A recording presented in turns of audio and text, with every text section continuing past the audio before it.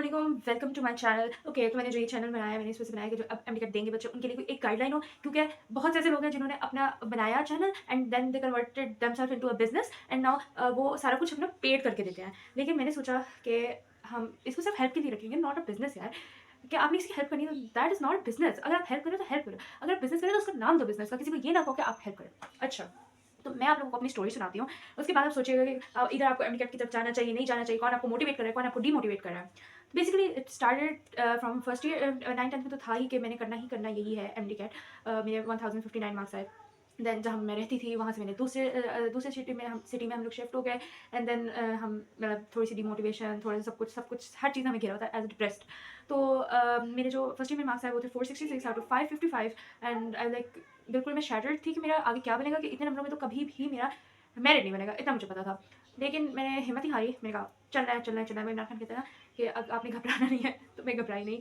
तो मैंने फिर मेरे जो 56 नंबर थे उर्दू में, कैन यू इमेजिन एक ऐसा बंदा जिसके 56 नंबर उर्दू में और वो अगले साल सेकंड ईयर में 92 नंबर ले ले। लेकिन जो फिर मैं आपको वो रीचेकिंग की स्टोरी किसी और वीडियो में बताऊंगी, अब मैं आपको सिर्फ एक गो थ्रू दे रही हूँ कि कैसे मेरी 1-2 साल 4 साल गुजरे हैं ये। अच्छा, उसके बाद फिर मैंने ये हो गया। उसके बाद फिर मैंने second year I. Second year में मैंने एंड के दिनों में जब मेरी आर&डी शुरू हुई तो मैंने अपने आप को रगड़ दिया ये वो एंड और फिर मेरे जो ओवरऑल नंबर आए वो आए 1043।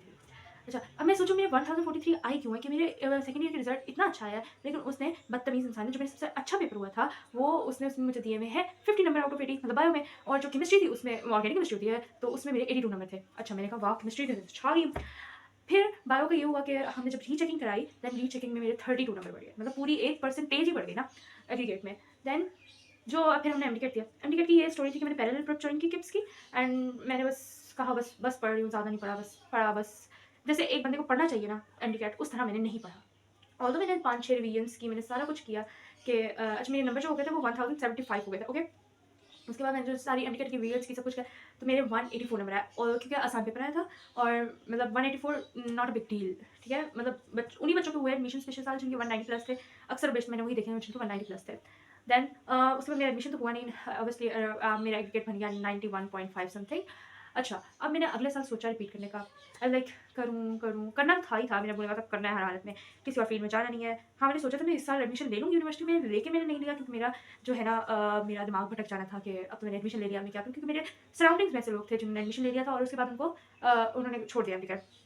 तो क्योंकि बंदे को फिर वो हो जाता है कि हाँ एक लाइफ एक ट्रैक मिल गया बस। अच्छा, उसके बाद फिर मैंने जब एमटीकेट सेकंड फिर आया अगला साल, मैंने दिसंबर 22 दिसंबर से शुरू किया। उसी दिन मेरी पैरेलल प्रेप की पहली क्लास थी, मैंने पैरेलल प्रेप ही ज्वाइन की। हालांकि वो फ्रेशर्स की थी लेकिन मैंने वो ही ज्वाइन की क्योंकि मैंने 5 पेपर्स देने थे। फिर मैंने अपने पेपर्स दिए। पेपर में मेरा एक जो फिजिक्स का पेपर था फर्स्ट ईयर का वो इतना कोई ख़राब हुआ, लेकिन फिर भी उसमें मेरे 4 नंबर बढ़ गए। लेकिन मुझे सब कुछ भूल गया उसका, मैं पता नहीं किस तरह करके आई हूँ। बस उस कोई अच्छा बंदा था जिसने मुझे 80 नंबर भी दे दिया। और जो मेरा सबसे अच्छा पेपर हुआ केमिस्ट्री का उसमें मेरे बड़े ही नहीं।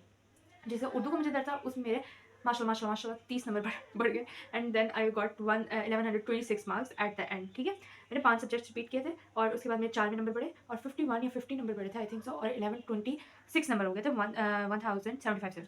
अच्छा, अब आया जी एमटीकेट की बारी। एमटीकेट मैंने बहुत तैयारी की, वो मैं आपको किसी और में बताऊंगी कि कैसे तैयारी करनी है, क्या क्या फॉलो करना है, क्या क्या करना है, वो मैं आपको एक और वीडियो में बताऊंगी। अभी ये है कि मैंने फिर एमटीकेट की बारी है। मैंने एमटीकेट को जितनी हद तक मैं पढ़ सकती थी ना मैंने वो पढ़ा। आप ये कहें कि मैंने एंड जितना मैं कर सकती थी यहाँ पे मैंने किया है। मैं एक जगह 12-12 20-20 घंटे बैठी रही हूँ। ये जो सोफा जहाँ पे अभी बैठी हुई हूँ ये मेरी वो जगह थी जहाँ पे मैंने एमटीकेट की तैयारी की है, और बस बहुत मैंने तैयारी की है, मैं क्या बताऊँ। और मैंने कहीं ऑनलाइन प्लेटफॉर्म्स को ऐसे ज्वाइन नहीं किया क्योंकि मैंने एक फिजिकल ज्वाइन की थी। हाँ, मैं उन लोगों को कहती हूँ जिनकी बहुत ज़्यादा घर से डिस्टेंस है फिजिकल अकेडमी का, जैसे 40 to 45 मिनट्स डिस्टेंस है, वो कभी भी फिजिकल ज्वाइन ना करें, वो ऑनलाइन ही ज्वाइन करें। क्योंकि मेरी बहुत की दोस्तें ऐसी हैं जो थक जाती थी क्योंकि आपकी ट्रैवलिंग इतनी हो जाती है। अब मैंने मैंने फिजिकल ज्वाइन की क्योंकि मैंने 10-15 मिनट की दूरी पे है किप्स अकेडमी। अच्छा, उसके मैंने किप्स ज्वाइन की दोनों सालों में। फिर एट द एंड जो एमटीकेट आया, अब देखो 180 नंबर का पेपर था। 180 में से 180 एमसीक्यूज और 180 मिनट, और जो बायो का पोर्शन था वो इंतहाई लेंथी था और उसने मेरा अच्छा खासा टाइम लिया, और मेरा ऐसा था कि मेरा पेपर पूरा ही नहीं हो रहा था। लेकिन मैंने किसी तरह इतनी स्पीड लगाई। मैं एमसीक्यूज देख रही हूँ और कर रही हूँ, एमसीक्यूज देख रही हूँ कर रही हूँ, क्योंकि टाइम नहीं था सोचने का। और फिर एक तो मैंने गलत लगा दी, मतलब मैंने लगाना सही था, वो मेरा लगा गलत किया क्योंकि वो मेरे सर पे खड़ी थी बंदी। और इस तरह करते करते आई गॉट 171 नंबर आउट ऑफ 180। और टाइम मैनेजमेंट क्या हुआ क्या नहीं हुआ वो मैं आपको एक अलग स्टोरी में बताऊंगी। Then I got 171 number out of 180 and now I am कि मतलब 817 लोगों में से एक मैं भी हूँ जिसके 170 से ऊपर नंबर है। और इंशाल्लाह आई गॉट 94.66 एग्रीगेट, और जहाँ मैं सोचती थी कि मेरा टीजी खान में होगा, नारावाल में होगा, इंशाल्लाह इससे तो कहीं बेहतर जगह पे होगा इंशाल्लाह।